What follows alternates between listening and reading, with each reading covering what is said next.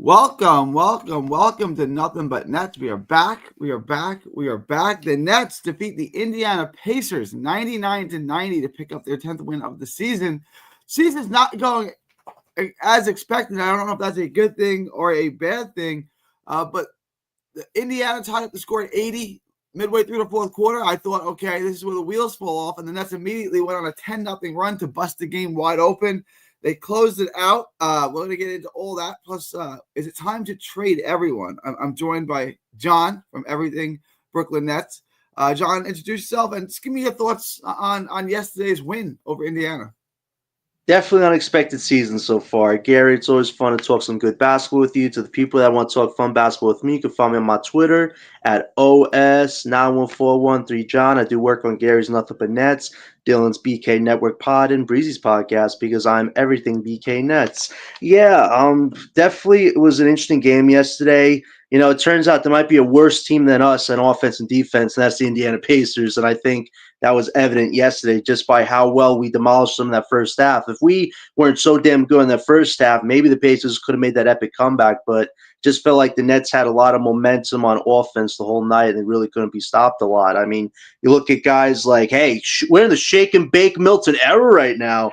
I mean, props to that guy. He was a 15 points plus 21. I mean, the bench was the Nets' best asset last night. Let's look at these numbers. Trendon Wofford, plus 9.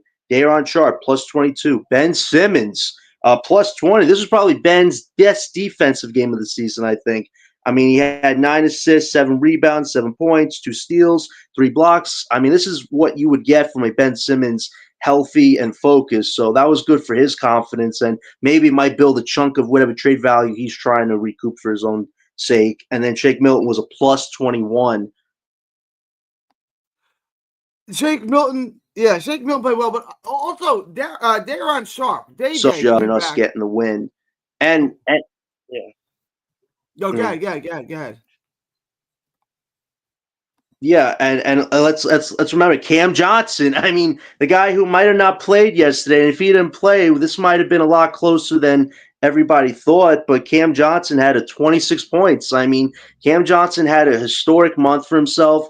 He was 40% and 50% from field goal and three-point shot, and he had another big game yesterday. I mean, Johnson's trade value is just going up and up, and he's our best trade asset going into December 15, which is only 2 games away. So I think this was a good confidence builder for the team again. Like you said, unexpected season. And Coach Jordy, I mean, 10 wins. The fact that this team has 10 wins, I don't think anybody would have expected this team to have 10 wins before Christmas. So shout out to Jordy for just trying to install such a culture and a program and a never say die attitude. And it paid off again with this win. But just like I said, business time is approaching. Once the 7-15 comes, I think the goals will align and things will play itself out like it's supposed to play since the season started. I wanted to get into a couple of things. First, Nick Claxton made a three-pointer. Is that a one-off, or is that something we can expect to see more of? I think that was the fourth, correct me if I'm wrong, fourth three-pointer of his career in 5 years or whatever it's been. Something we can expect to see more of?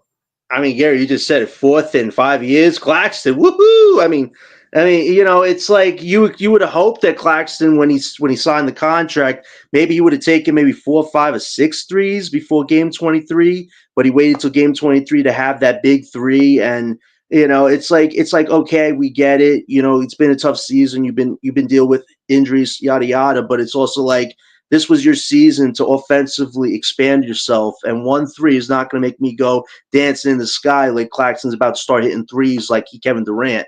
No, we're not going to expect that. But I will say this was Claxton's probably best offensive game of the season. I mean, 16 points. You know, he was attacking the rim most of the night. He was getting some good assist passes from people. Like, this is what a good Claxton game should be on a consistent basis. But let's also remember, this is against one of the worst defensive teams in the league. So I wish Claxton could do this against a really tougher opponent to validate why he got the money and why he should be an essential piece of this team. So hitting 1 3 is going to make me go gravy in the sky for Claxton right now. I expect and hope to see him actually start showing us a bit more, because his trade value and his future is definitely in question right now with so many teams potentially needing a center once the deadline arrives. So let's get into trade value. Yeah. I want to get a trade value. Nick Chaplin says Cam Johnson is the Energizer Bunny that keeps on going. We have a call a Hawks fan that wants to talk about a trade, so I want to let him in. His name is Alan, a friend of mine. He's a Hawks fan. He wants to talk about trades with the Hawks. Yes. What's going on, BK? What's going on, Gary? Alan, John. Hey, Alan. How are you doing, sir? I'm excited about my Hawks. I know this is a Nets channel, but the way my Hawks have been playing the last couple of weeks, 5 in a row, tremendous win last night in Milwaukee. Jalen Johnson's playing like an all-star, but it's such an odd team because we have so many young players and we have so many veterans that might be on the trade block. I kept reading last night on some Hawk boards about Capella to the Nets. I'm trying to figure out what kind of match would work for us because we definitely want a Congo to play starter minutes. He's playing off the bench. You keep on talking about Cam Johnson. Would Cam Johnson, if he got traded to the Nets, got traded to the Hawks, would he be more of a 3, allowing Jalen Johnson to play the 4? To me, that would be an unbelievable front court. That's just my opinion, guys. Let me lead with that. Yeah, Cam Johnson would be a good 3 for you guys. He'd be a 3. Jalen Johnson, who's now a legitimate 2010 guy. He's unbelievable every night. That contract was criticized. It looks like this is going to be a Jalen Brunson thing. When we look back at this in a couple of years, he's going to be underpaid. That contract worked out really well. So you'd have Cam Johnson at the 3 and Jalen Johnson at the 4. The trade works for you. I'm going to put this to John. I don't know if Alan, what draft capital does Atlanta have? And John's my trade guy. What draft capital does Atlanta have, and how does the cap space work for what would we have to move for Cam Johnson? I know we have LA's first round pick this year, the Lakers. We also have Sacramento's first round pick. I know it's top 12 protected, so most likely that pick would be moved on to next year, which would be top 10 protected. So those are our assets as far as draft picks are concerned. But I like Cam Johnson. I always loved him when he was in Phoenix, and to me, he'd be a really good fit. And I think he would play extremely well playing alongside Jalen Johnson. That's just my opinion. Give me that draft capital one more time over the next 3 years. I know we have the Lakers 2025 first round pick. I think that's via New Orleans. And we also have Sacramento's first round pick this year, but that would be top 12 protected. So most likely that will not come to us this year. I know next year, if it doesn't come this year, next year would be top 10 protected. Do you have anything from New Orleans? You have to have something. When do you get New Orleans picks? The New Orleans pick, I think, comes in a couple of years. It does not come next year, no. Did you hear the draft? I know you know their draft capital. John, that's their draft capital. Cam makes $24 million a year. What kind of trade could we potentially spin with the Hawks, or would it have to involve a third team? That's very interesting. I didn't even see Johnson as a potential option for the Hawks right now. I think they have some good pieces right now. You know, it's interesting. I think Nick Claxton would be an interesting addition to your team. I know you got Clint Capella right now, but he's a expiring contract. So I think what we could work out, and this was a good deal that one of my friends proposed, it'd be like Nick Claxton to the Hawks for Clint Capella, Kobe Buffkin, and a 2028 protected first-round draft pick.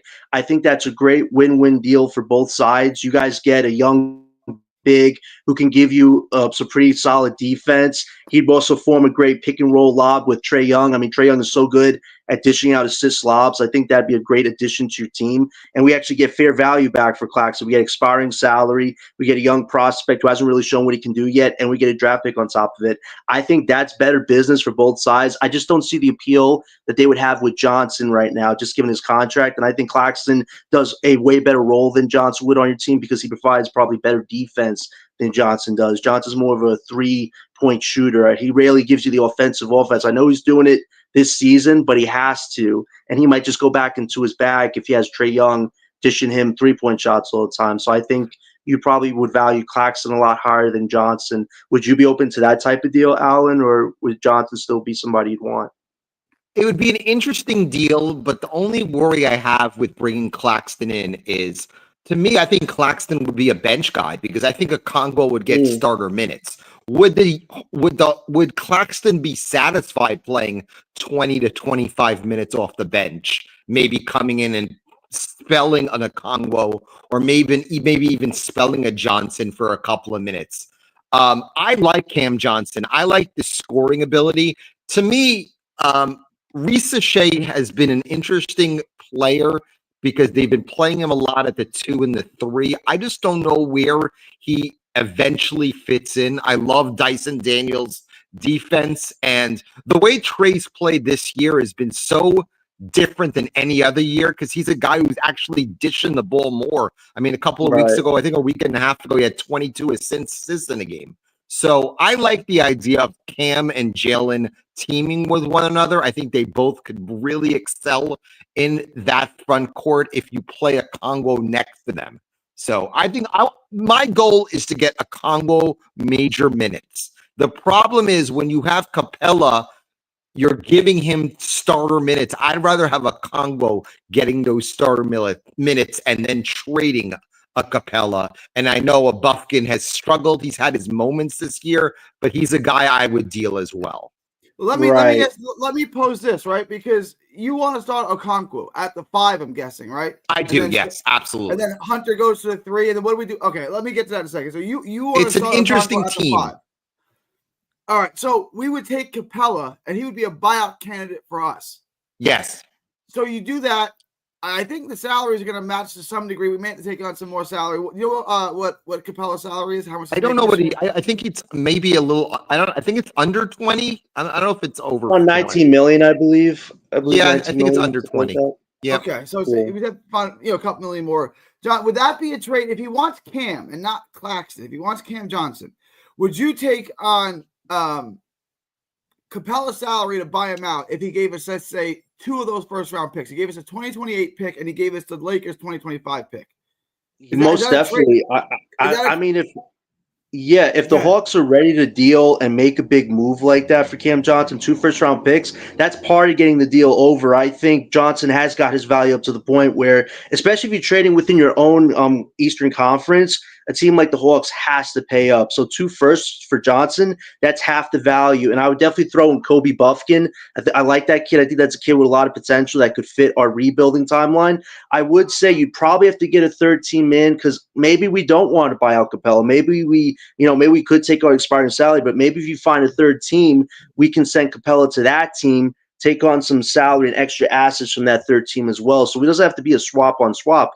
I think 3-team deals should be what the Nets aim for this deadline because we're probably going to make off with a lot more better assets than just doing one-on-one swaps. Because one-on-one swaps, a lot of teams are going to try to lowball us. But if we do a one-on-one swap with the Hawks, I'm definitely open to taking back Capella, Kobe Buffkin, and 2 first-round picks with the potential of buying out Clint Capella. So I think that's a deal that has some legs if, the Hawks are really interested in Johnson. Like I said, the 2 picks, that's part of getting the deal across. So I'd be open to it. And thanks, Alan, for bringing that up to us, man. It's a good deal to talk about. Let me ask Alan this. Would you be open to that trade where it's Capella and the 25 pick and then the future picks, let's say 28? After you answer that, I'm interested in Larry Nance. But first, that's the guy I was talking about 2 guys. He was one of them, yes. The only way that deal works for the Hawks is if some way, and he's playing unbelievable right now. DeAndre Hunter has been unbelievable in the last couple of weeks. But you know about DeAndre Hunter. DeAndre Hunter walks down the street and he's out 2 months. That's the problem. If he stays healthy, he's an 18 to 22 point guy a night. The problem is he hasn't. So I like the idea of Cam Johnson. Unfortunately, the only way it works is if they can ship Hunter out somewhere else. Because I don't know if we're going to keep all that salary with Hunter as well as Johnson. You mentioned Larry Nance. You mentioned Larry Nance Jr. How much of a role does he have? And what is his role now with the Hawks? Is he even Hunter? in rotation? No, Larry Nance Jr. Larry Nance Jr. He's not playing. He's like last night. They played 9 guys. He didn't play. He didn't. That's why a lot of teams have started to call the Hawks about Nance. He played really well early in the season, but I knew some way, somehow, when both Hunter and Bogdanovich got back, that they were going to get more of the minutes. And then knowing that Okongwu is going to be on the bench, they wanted to limit their rotation. So right now, they're playing 9 guys. They're playing the 5 starters. They're playing Hunter, Bogey, Okongwu, and Bufkin off the bench. And Nance is not even getting minutes. He's getting a couple of DNPs. And that's why teams have started to call the Hawks about that. If we're going to trade Capella, I can understand, especially if Claxton wouldn't be the deal. I can see a guy like Nance getting a couple of minutes, but I understand why teams would want Nance. He's an energy guy. He's a guy who can come off the bench and give you minutes as well. Nick suggests this, and it's not going to work money-wise, but I can make this work if I throw in Nance. Capella for Claxton straight up. I'm not trading Cam Johnson, and neither is Marks. What if we did Claxton for Capella and Larry Nance Jr.? The contract would work there. One guy makes 15, one makes 11, Claxton makes 25. The contract would basically work there. What if we took on Nance, who's on an expiring deal? So we traded Claxton. I would make the deal. I know Claxton's a Georgia guy, so Claxton would love to come home. He'd be a perfect complement. The only problem I have with Claxton is I don't know how many minutes he's playing with you guys. He knows he's good. If he comes to Atlanta, he's not going to be playing starter minutes. He's going to be a guy most likely who'll come in off the bench getting 4 or 5 spots and playing 25 minutes a night. I know, what is he making? $25 million a year. Is that right? 4 for 100? It's a descending contract. Starts at 29 and it goes down to like 28, 27, 26. Okay. Yeah. I like Claxton. I think he's definitely a presence. I'll tell you that. I would make that deal for both those guys. I really would. John, would you make that trade? You bring in Capella, who you could buy out, and Nance on an expiring deal. I said it before. I think you guys would do better with Claxton than Johnson. I know you said you're not sure what minutes he gets. I think he's a perfect complement to Trae Young. Trae Young is the lob guru. I mean, he's the assist merchant. Like, Claxton's offense should go up to like 15, 16 points with having somebody like Trae Young, and his rebounding. Claxton is the 30th right now in rebounding in the league right now. That's great. Having him on your team like the Hawks, who has a lot of young, energetic guys. We do. Claxton's a rim runner. Like, he fits that perfectly, and I think he might regain his starting credibility on a team like the Hawks. And to take back Capella, it works with what Marks wants. He doesn't want any long-term salary. Capella's expiring. Bingo. Give me Kobe Bufkin. I don't want Larry Nance Jr. Give me a prospect that I can utilize on this team, and that's good value for Claxton. And then I said that 2028 protected pick. I'm literally getting a win-win-win for Claxton when offensively his value is not that good right now, and defensively he can give you some good stuff. So if I got a deal like that put to me on the table, I'm ready to sign the dotted line because I'm getting good value for Claxton, which I think is better than what some teams are going to try to offer for Claxton right now. So I would definitely do that deal with the Hawks straight up as opposed to the Johnson one. And I think we could do some one good final business comment. I know, if being a Hawk fan, I worry about our backup 1 minutes. I don't even know if he's really playing a lot of backup one. I think they're mixing Hunter and Bufkin. They're playing those type of minutes. The Hawks could use a young backup one and basically try to limit Trae's minutes to maybe 30 to 35. I'd rather have a guy come off the bench and give me 10 to 15 minutes. We don't have a guy like that right now. I don't know. Do the Nets have a guy who can come into Atlanta and serve that role and play 15 minutes a night? You mean like a backup center or like a guard? No, a backup one. We need a backup one. We really don't have a backup one right now. We need a starting one and a backup one. So you want Shake Milton, Alan? I mean, Shake and Bake. You want that guy? I like Shake. Well. I do. I'm very happy. I'm very happy to see Schroeder playing well. I remember him in Atlanta. He played really well. It was time for him to leave, but I'm glad he's getting good quality minutes for you guys. But as long as the Nets realize that this is the type of year for them to, I'm not going to say bottom out, but I think they're a team that needs top 5 talent to enhance their improvement going forward. With my team, I'm so pleasantly surprised with the Hawks because they got really good young players out of nowhere. I mean, Jalen Johnson was a late teen first round pick, and he's been unbelievable. And you look at a guy like Dyson Daniels, who's been a throw-in, one of the best young defensive guards in the league. Risa Shea, when he's had his moments, he's really stepped up, as well as Okongwu. Okongwu is a guy who's athletic. He was a top lottery pick. I know he played with the Bulls in high school, but he's a guy who's ready to get more minutes. And I think with Capella still here, he's still limited because Capella is getting those starter minutes. I like the idea of Claxton, but I wonder if Claxton, if he came to Atlanta, would complain that he's not getting starter minutes. That's the only problem I have with that. Right, I agree, but I think Claxton could regain a starter's role on your team. I think he works well with Trae Young, like you said. That's why he wants. Yeah, but like Okongwu, Okongwu cooked us in the preseason. If you remember, John, you remember the whole. He's a good player. I remember the first game of the season, he dropped like 23 on us or something. He was killing us. The first game, that's what it was. His first game of the season. Yeah, that's when it was. Yeah. Yeah, but I think Claxton has a chance to regain credibility because he needs a point guard. We keep, like, some of us were talking on different podcasts that he would do well with John Morant right now. That's another one of Claxton's personal friends. Like, Claxton needs a point guard, an all-star guard that can free up Claxton. Right now on our team, we don't have that guy. Claxton really doesn't want to create self-offense for himself. He made a 3 yesterday. I don't know how that happened, but it's like Claxton needs a partner that can get him these assist lobs. I think Trae Young's a perfect complement. I think you start those two together and your offense will flow better. I think Claxton's a lot younger than Capella, a lot more flexible on the court. He can guard 1 through 4 more than Capella does. I would say against mismatches, though, you'd probably struggle with Claxton. But like you said, you got Okongwu and you have some depth on that team with centers. So Claxton's just another piece of that. And at the end of the day, you probably would want to close with Claxton for defensive purposes in a very close game because you want to sub Trae Young out. Hey, I got Claxton. I'll put Claxton in for Trae Young. I know that they're positions, but you'd probably want Claxton as one of those guys defending within the last 4 minutes. Who's handling the ball at that point, right? Can Reese? Well, defense. I'm talking about defense, not on the offensive side, but not on the offensive side. Changes like if you're making 1-for-1 changes, like just defensive possession, put Claxton in. Yeah, you could do that, and then call timeout and put Trae Young back in. Yeah. Exactly. But that's value there. One final comment. I really appreciate the Jalen Johnson love. That guy is unreal.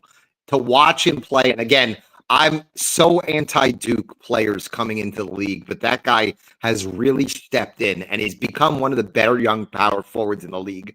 And I remember they gave him the 5-year, $150 million contract. People complained because they said, oh my God, another crappy contract to a power forward. Look at what they did with John Collins. But this guy, he plays with a lot of heart. He can shoot threes. He's physical, and he's not afraid to get dirty. Those are things that I really did not see with John Collins before he left. But I appreciate you guys, okay? Have a good one, man. This was so much fun, Alan. Thank you, man. Appreciate it. Anytime, man. That was good. That was so fun, Gary. We had some, yeah. You should try to get different fans from different teams on once in a while. I like talking different, deals and stuff like that with other fans. It's a lot more fun like that because we get more perspective. That was very fun. Thanks, Gary, for letting me be part of that. Yeah, if you're a fan of another team and you want to talk about potential trades, join us anytime. Yeah. We'll talk to you. John is the trade machine. John knows every team's draft capital, everyone's contract. So John is the guy that I bring in for trade talk. And much more. and much more. So I wanted to get back to the Nets game. The Nets had a lead. They were up by as much as like 21, I think, or 22 in the second quarter. Indy came all the way back, tied it at 80. At that point, John, did you think the game was lost and that we were going to get routed? Because I did. There was definitely a chance. Yeah, it was definitely a chance there. I mean, the Nets had a very good first half, and you wonder when's the gas going to run out the chamber, and it kind of did in that third. It kind of just felt like they were getting sloppy again. The main guys weren't doing as hot. Johnson, I mean, I can't expect Johnson to carry me for a whole game, so he wasn't as hot in that second half. So I kind of felt like the wheels were going to turn. But then again, what does this team do when they're facing adversity? They fight back. I mean, Shake Milton had a phenomenal night. Claxton was getting his offense going in the second half. So, the pieces were were moving and they didn't stop at that moment where it felt like the wheels could have fell off. But that just goes to show you how good of a coach Jordy is. Like usually when the Nets, have these big leads in the past, they would just straight up lose them. Coach Jordy's shown that, hey, just because we might, lose a lead here or there, don't mean we can't finish out stronger than we started. So I just think Jordy's been such a difference maker. I mean, to get 10 wins before Christmas is nothing short of unbelievable. And it's definitely going to get Coach Jordy some votes at the end of the year for Coach of the Year, because to get a team that had tanking aspirations to 10 wins, he's already done better than we did in 2016, 2017. We had no assets. So shout out to Jordy for this one, for reals. I wanted to talk about Nick Claxton and Day'Ron Sharpe real quick. I thought both of them played really well. If that's our combination at center, I'm really, really happy with that. Ben Simmons played well too, for his standards. He was 3 for 3. He had, a pretty full stat line. I get it right now. He had 7 points, 9 assists, 7 rebounds, 2 steals, 3 blocks. I mean, that's a pretty complete stat line for Ben Simmons. It's kind of what you hope to get from him at this point of his career. But right now, I want to talk about Claxton, who had a really good game. Is he feeling some pressure? Is he feeling some heat? Or is he looking like Cam Johnson? Is he playing to get traded at this point? Because there seemed to be a little extra pep in his step. Like we said, he hit the 3. He grabbed rebounds. He had 8 rebounds in 24 minutes. He doesn't really like to get dirty too much. What did you make of Claxton's performance? Is it a one-off deal, or is he playing to get traded, or is he playing because he doesn't want to be benched behind Sharpe? I mean, there's so many ways to go about it. Like I said, I'm not going to dance in the sky just because he had one good game against one of the worst defensive teams in the league. I feel more excited if he did this against a really good team in the league, because it shows Claxton is one of those guys. But like you said, don't matter the opponent, it's what you do with the minutes you got. So he made the most of his minutes last night, 16 points, 8 rebounds. His rebounding, like I said, it's 30th in the league, still one of his best assets. He gave you 2 assists. So it was a good night for Claxton. But like you said, so far this season, he's kind of been in a huff, in a downtrend. He hasn't looked like he has the leadership skills to really lead a rebuilding team. And you wonder, okay, if you want out Claxton, you got to start showing us good numbers. So last night was, I guess, a good sample size of what he can do on a good team. And you wonder if teams that are looking at him be like, hey, you know what? All I need is Claxton's defense. I really don't need the offense. So it'll be interesting to see if a team really covets him, but I'm not going to go crazy off of one game. We need to see a lot more from Claxton. I mean, it's game 23, Gary, and now he wants to have a good game. This should have been 10 games straight ago that he was doing this. So he's definitely got to show us more, and maybe he'll show us more with about a month and a half to go before the deadline, because his name is definitely going to be in rumors for teams that need centers right now. So it'll be interesting to see if this is the start of something new with Claxton, or if he's just going to regress back to the Claxton we've seen so far this season. And like you said, Day'Ron Sharpe was really good last night. But the question is, when Clowney comes back, is Day'Ron going to get minutes on the court? Because you're going to have to find a way to spread minutes for Clowney, Day'Ron, and Ben. If Ben plays off the bench, though, if he's even on this team. So I feel like there's definitely going to be a decision that has to be made, sooner rather than later, when all the pieces come back or before a trade is made. I do want to get on to Day'Ron, because we've talked about this before, and we both agree that Day'Ron hits free agency this year. He ain't going to get no $25 million a year. We know that. So he's going to make considerably less than Nick Claxton on a guy that I think gives you more than Claxton does. He's a better rebounder. He's a better shooter, right? He offers you more than what Claxton offers you. So for me, Claxton is the guy that you want to move off of, not Sharpe. Sharpe, I think, he's what kind of contract do you think Sharpe's going to get this year? $10 million a year? I think that's fair for somebody of Day'Ron's stature. I think what he's shown you is he could be a very reliable backup. I think we said he has an Andre Drummond type ceiling just because he's a rebounding beast. I mean, once this guy gets his hands on the ball, it's hard to stop him, especially on offensive rebounds. So I think that's his best asset. And he's not afraid to shoot the 3. We saw him shoot another 3. I mean, the fact that this guy's now shooting 3s with more confidence as he's getting more developed in his career, that's a very positive sign. So if the Nets wanted to trade Claxton and keep Day'Ron, give him $10 million a year, that's a very fair bargain value deal. And like you said, we're going to have $89 million of cap space. To spend a small chunk of that on Day'Ron is a good investment value for us, because we do need a more traditional big going forward, whether that be a starter or a backup. And I think Day'Ron has the ultimate potential to be a very reliable backup on this team if we keep him over Claxton. So I'd definitely be open to that, just because Day'Ron has more qualifications at center than I would say Claxton based off what I've seen so far this season. I want to address. We have our two bigs in Claxton and Sharp for now, which makes to me Ben Simmons. Yesterday news. Yeah. King Ribby wants him to be a Knick. We talked about the Tyler Collect trade. Okay. Collect is 23. He makes $6 million a year. If we ate the difference, would Collect and let's say a second round pick for Ben Simmons, and we eat a lot of the Simmons contract so that the Knicks can make the trade. You're with this trade, right? I mean, you get something for him. You're getting something for Ben Simmons, and you're getting Ben Simmons the hell out of here. You would make that trade, right? I said I'd pay $50 for his cab fare to get him over the bridge, of course. Yeah, I sent him over the bridge, yeah. No, but it's like, okay, if you want Ben Simmons, you could take him because at the end of the day, is this guy reliable? It seems like every time there's a health concern with him, and then he does the following game by doing a dunk. When he had that high dunk the other night, I'm like, where was the knee soreness, Ben Simmons? I thought you had a bulky knee. This guy's jumping, hanging 10 on the hoop. It's like, you really want to trust somebody like that? Okay. You want to lie in bed with Ben Simmons? There you go. Take him on because we really don't need Ben Simmons right now. He's not a real part of our future. And if he isn't dealt by the deadline, I would just send him home and let him collect his $40 million and we collect the cap space because he's not a long-term feature on a team. Yesterday was probably one of his best defensive games of the season. But at the end of the day, he's not a reliable piece. I mean, if there's always going to be something with his health situation, how can you want to give that guy a minimum or anything right now? I just feel like it's bad value for a team. But if a team like, the Knicks want to take him on, they're already in luxury hell. Why not just add more to it, even if they have to eat up some of the contract? I'm open to it, though. Yeah, King, you got to help me out here. Like, I get the Knicks are short at bigs. They don't, with Mitchell Robinson out, but he'll be back. Mitchell Robinson will be back. It's not like he's gone forever. What is it that intrigues you about Ben Simmons? Like, yeah, you can have him. I'll give him to you for free.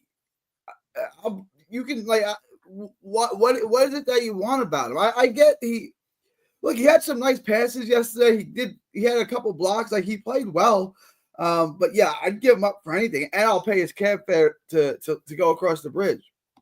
Yeah. So I'm just interested. Go put in the chat what you like and why you want him. But yeah, if you would really make that trade where you give me Tyler Collect, and I pay all of Simmons' salary minus the $6 million or whatever Collect makes. Yeah, I'm for that. I make that trade in a second.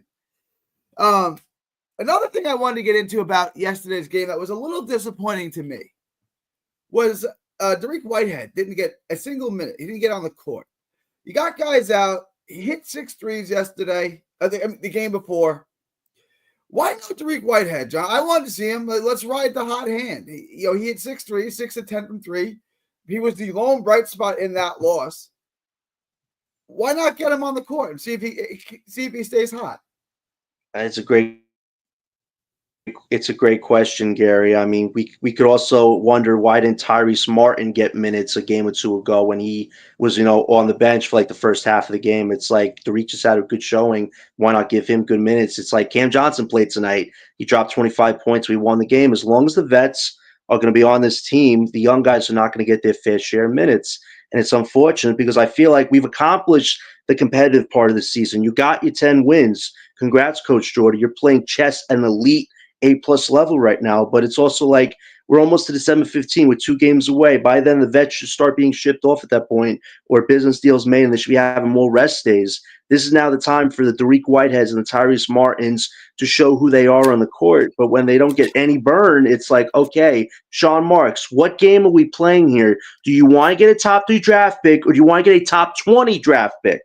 Like, at the end of the day, we got to start getting a little serious here now. You got your competitive buy-in from everybody, but if you're going to keep letting these young guys ride the bench, get no minutes when they have a good showing, how are we actually rebuilding and tanking the right way? I feel like Sean Marks needs to get himself together and start showing why he's a GM, and I hope after the 7-15 we start seeing the moves and you see Tyrese and Dariq getting 20, 25 minutes a night, being competitive and showing what they can do. That should be the second half of this season, but unless the vets are traded, you're going to see this, unfortunately. And I feel bad for the young guys because, like you said, Tariq had a good showing, and then he gets a DMP. That's not fair, I think, to a guy of his stature that has a lot more to play for this season. He's trying to fight for his career and a spot on this team right now. because he's been unhealthy. So you wonder how that's going to affect his confidence going forward.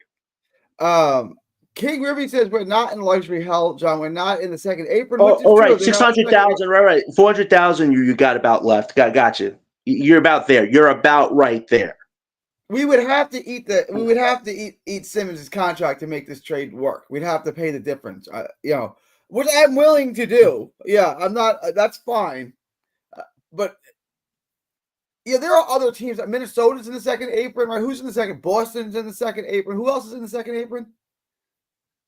But Boston's the second apron. Are the Cavs in the second apron? No, I think they're near the first apron. I think they're over the first apron, just about barely though. But I think they're a team that's near the second apron. The Suns are in the second apron, Suns right? in the second apron. Yeah. Well, I would say the Lakers too, right? Because then they signed LeBron, right?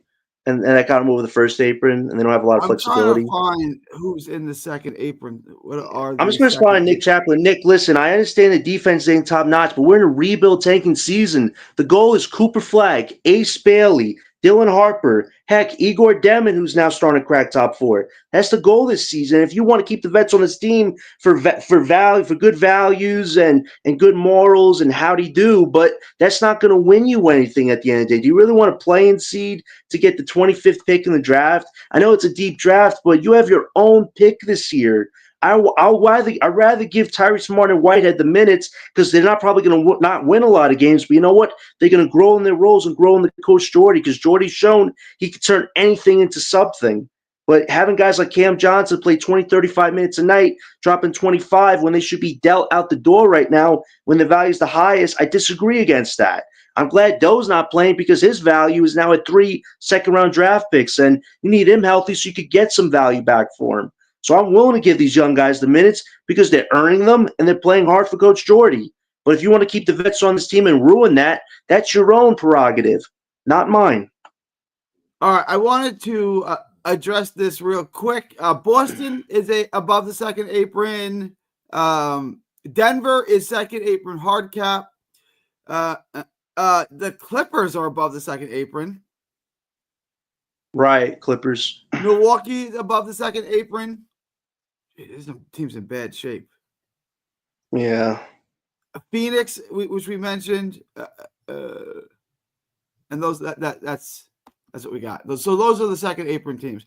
There's not a bunch of them. I guess the Clippers got blown out last night to Minnesota, correct? I mean, I keep saying they could definitely use a Dorian Finney-Smith right now. They need another defensive anchor on that team. And the Rockets, who they're facing on Sunday, is just steamrolling through a lot of people. If the Rockets have a better record than the Clippers, OKC gets a free lottery pick. I don't know whether it's going to be in top 14, but if Rockets finish with a better record, OKC gets to be in the draft next year, which is a kind of a bummer. So maybe we should trade Doe to the Clippers now. Yeah, if any Clippers fans want to call in and talk about a potential Doe trade and what you think of Doe and how we can do that, but Doe would be a good fit. I mean, they've been surprising this year, for sure. They've surprised as well as they've played in the West. So, I mean, I don't know where the Clippers are if they. I mean, like, they gotta consider them. Well, they're in the second apron, so that kind of hamstrings the trades they can make, right? Well, at the end of the day, we'd probably have to take back PJ Tucker and buy out his contract, which we don't mind doing because they have to add assets. We have to take on more money than we ship out, right? Well, we could also take on Bones Highland. I did a trade deal. We could take on Highland, who's also an expiring contract. You buy out Tucker, and they probably would give us a first-round draft pick. I mean, the Clippers are in a lose-lose situation right now, like you said. They're trying to rely on James Harden at 35 to be Houston Harden, but he's not going to be like that every single night. And last night, they got blown out by Minnesota. So at the end of the day, getting a Doe on your team keeps you competitive, especially when Kawhi Leonard, if he ever comes back, and we buy out Tucker's contract. Nobody wants to take on Tucker's contract, but if they're willing to package their last remaining draft asset and maybe some seconds to get Doe, we're willing to do good business with you. But I don't think many teams are willing to take on Tucker's contract right now. I want to talk about that. Bones Highland is on an expiring deal. He makes about $4 million a year. Mm-hmm. That was on a club option. Next year, he's a restricted free agent, meaning we could keep him. I like Bones Highland. I think he's got offensive upside. I think he can be a backup guard, a rotational guard who can get you points. I like Bones Highland. let's talk about that. Is that? I mean, what are your thoughts on Bones Highland, and can that be a component to make a trade work? I definitely do, and I think Bones Highland is another young scorer that's trying to figure it out. It seems like he never got a fair shake with Denver. He's not getting a fair shake with the Clippers. He's like a third string depth piece right now, but he's so young. So how can you make that judgment factual? I think the good thing is we're getting something back for trading Doe away. Like right now, Doe's value is 3 seconds. But you look at a team like the Clippers over the second apron, not a lot of assets left. They need somebody to take on Tucker's contract. We can make it work. We give you a good asset in Doe who can still give you above average defense and give you 3-point shooting. And you have James Harden on your team who's still good at being a point guard as well, not just an overall scorer. So that's a deal that works. And we take on Bones Highland as well. Highland's not a part of your future. And we could see if he figures out on this team or not. But you don't lose nothing taking on Highland because he's a free agent right afterwards. So I think it's a good win-win deal for both sides, and we might be able to squeeze out a draft pick out of it because the Clippers only have one draft asset that's not owed to OKC right now. So if the Nets want to get some real value back for Doe, I look at a team like the Clippers who are trying to really compete right now without their best player in Kawhi Leonard. So I definitely see us getting maybe Bones and a draft pick for trading Doe away to a team like the Clippers if the Clippers are that desperate to do business with us. We are joined by the man, the myth, the legend, Net Press, Dylan. Dylan! Net Press. Dylan is here. Dylan. Fire Sean Marks. What's going on, guys? We are all New on that. There are t-shirt. no Sean Marks fans, and this has been referred to as the Shit on Sean Marks podcast. So, So this is a safe space for me tonight. It's not like is a last safe night where I space had for you. Breezy's comments going off on me. You could build a Christ mansion sake, on this whoever show that one right now, guy was. Dylan. Oh my God, who was it? Oren or something? Whatever his name was in his comments. Holy Christ! If that was my podcast, and I would have went off on him. I was trying to keep it calm. Oren's just very I sarcastic, was just, Dylan. He doesn't mean it to be brutal. He's just very sarcastic. Oh my God. I can't stand people. I don't like people. I don't know why I chose social media and podcasts as my thing, but I can't. No, but I was listening to your deal with the Clippers.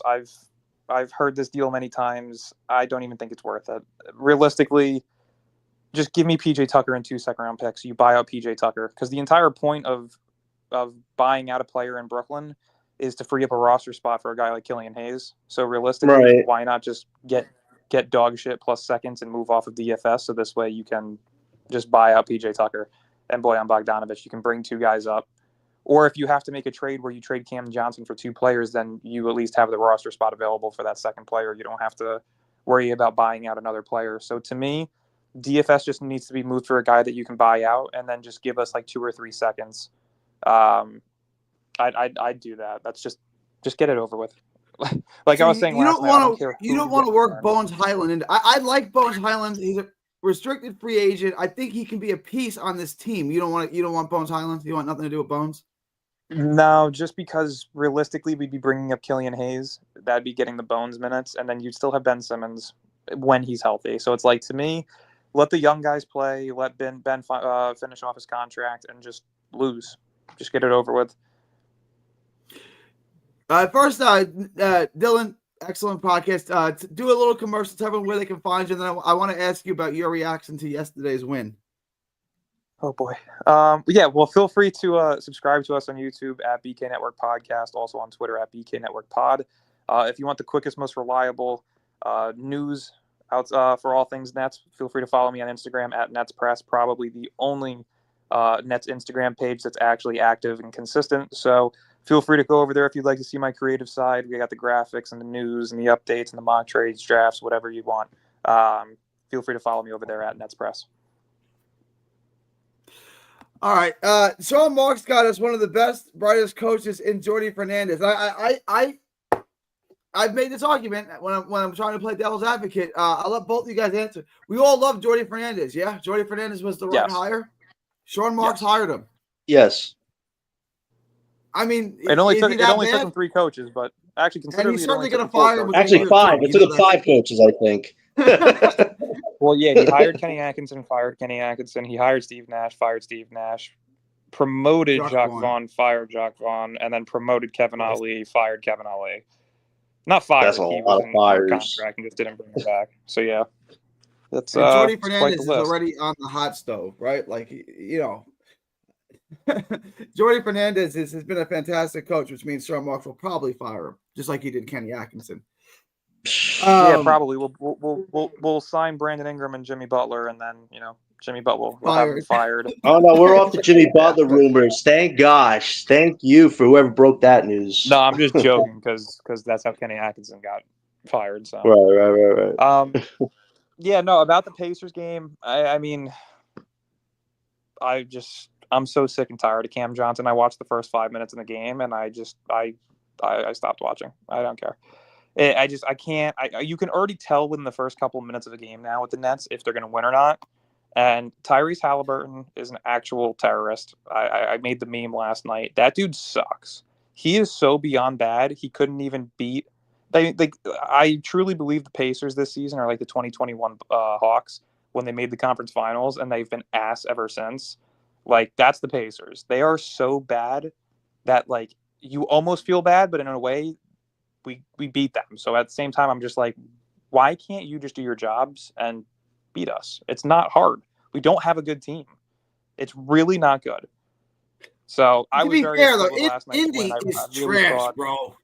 Indy is terrible. that's the crazy part is their roster is not trash whatsoever, though. It's like it's not. I don't know if it's Dylan, like, I proposed in the past that they need somebody like Dorian Finney-Smith, who's not playing, obviously, because he's probably in a lot of trade discussions. If you can make a deal right now with the Pacers for Doe, do you want to take on Obi Toppin and some seconds, or do you want to try, say, you know what, you guys need a great defender. You have a young prospect like Dries Walker. Let's do a straight-on-straight swap and get some seconds. What would you rather do in that situation? it's not like DFS improves that team pretty much. They have Miles Turner, They have Pascal no Siakam, defense, Benedict Dylan. Mathurin, Jarris Walker, Obi Toppin. All five of those guys are solid, if not good defenders. It's not even like they need that.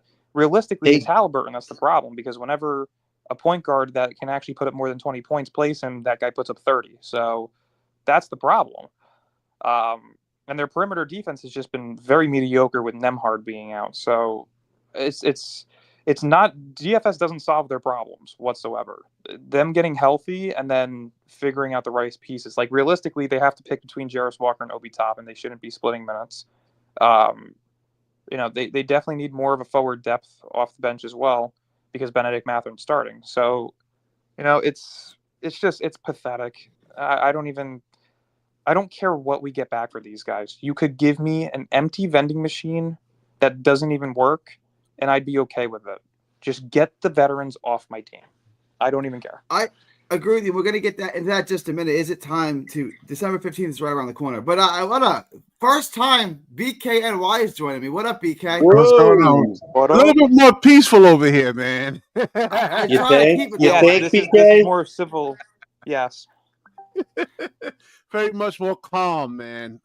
All right. So Sean Marks, he doesn't want to just give the veterans away, man. There's a tug of war going on right now, and these teams, these like DFS, Dennis Schroeder, all of these guys are on like expirings. So teams don't want to give up much for them, but then Sean Marks wants a lot, something for them. He doesn't want pennies on the dollar. Dylan, what's going on, brother? How you doing, man? I could probably be a lot better if they lost last night, but we're alive, so it's still early. It's still early. I mean, you can't just trade away. Sean Marks wants to see like who can actually stay on his team for the foreseeable future, right? So it's good to see who impacts winning, who impacts losing.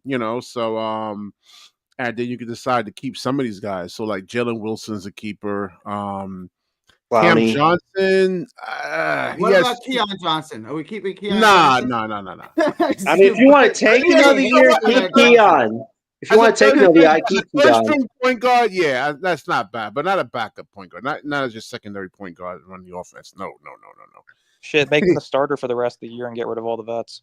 Yeah, or a shake and bake Milton. Let's enter the shake and bake era. No, Shake's even ruining the tank. Get him off my questions. I got two questions for BK. First, BK, because you're gonna be what are your feelings on the Nets tanking and kind of like them overperforming? Are you happy that they're winning games? Or are you with Dylan? You just want them to lose every single game? Not every game, not right now. I just want to see who can stay for the foreseeable future, right? Who are building blocks? Like Jalen Wilson's a building block. If Cam Johnson, I don't know, man, because like he has 2 more years on his deal. Does he really want to stay here or not? I like Cam Johnson. I don't know about starting, but like somebody off the bench, right? To actually, provide spacing, for the new guys coming in. Like spacing is important in basketball. So you just see who's actually contributed to winning. Cam Thomas is a keeper, right? Day'Ron Sharp, we'll see. He played well last night, so you want to see if he actually impacts winning, and whether you want to trade him or not. So if he can actually hit the 3 that is excellent right there, man. That is like really, really so valuable for the future right there. The next thing I wanted to ask you is you're in favor of potentially keeping Cam Johnson if there's not a really sexy trade offer. Everyone else is going to disagree with you, so I want to give you a couple of minutes to kind of like explain why you want why you'd be okay with the Nets keeping Cam Johnson. Spacing. I mean, just spacing. He can hit threes. Spacing. That's it. Spacing. He can space the floor out. And then he also can actually put the ball on the floor. So let's say there's some 3-point shooters like remember Kyle Korver, right? You run him off the 3-point line. Like DFS is another one. You run him off the 3-point line. Doesn't really give you much else. But at least Cam Johnson, if you run him off this 3-point line, he could put the ball on the floor, 1-2 dribble pull-ups. He could play like he come off screens, right? There's a lot of players in the league that doesn't really do that. I wish DFS can do that. He can't come off screens and hit threes, but Cam Johnson knows how to move without the basketball, come off screens. So he's very, valuable to the Brooklyn Nets, man. And I like I said, I like him. It's like, he's a good locker room guy, it seems like, Yeah, man. I like Cam Johnson. I always liked him. Even in Phoenix, I like Cam Johnson. For some weird reason. But he's also our best trade asset, though. And I know Nick Chappell. Listen, I know people like Cam Johnson. He's a good, upstanding guy. He's got loyalty, right? He wants to stay with his team, build up a nice formula product. But at the end of the day, he's your best trade asset. He's our main asset at the deadline. Listen, guys. Jonathan is actually right about that because he actually has at least 2 years on his contract, right? So 3 years, right? He's 26. Yeah, because it was a 4-year deal. And he signed it last year. This is his third year. And also he's ranked 52nd in field goal percentage right now. He's probably one of the top 50 best scorers in the league right now. His value is not going to get any better than it is right now. He's going to be 30 in 2 years. You'll probably be getting seconds at that point if you keep this guy. If you get a Mikal Bridges type haul for him, I would. I'm fine with 2 firsts. Listen, BK, if a team's willing to give you 2 firsts for him, that's good value. He's better than Mikal Bridges. Like he gives. He's not worth 5 picks. He's a role player, BK. Come on. Hold on. Jonathan, I'm gonna explain it like this because I put it out on Twitter before. BK, I'm not putting this directly towards you, so don't take it that way, just as an advance. But I put on Twitter this morning the 2 excuses that Nets fans have to stop using is that Mikal Bridges got 6 first-round picks and that the Atlanta Hawks won 35 games and was able to get the first pick. Those 2 excuses need to stop. The only reason that the Knicks gave up 6 first is because Jalen Brunson wanted to form a power of friendship. No other team in the league was offering more than 2 unprotected first-round picks for Mikal. That's the only reason why he got traded. Is because they gave a absolute fuck you haul that we could not say no to, which is great.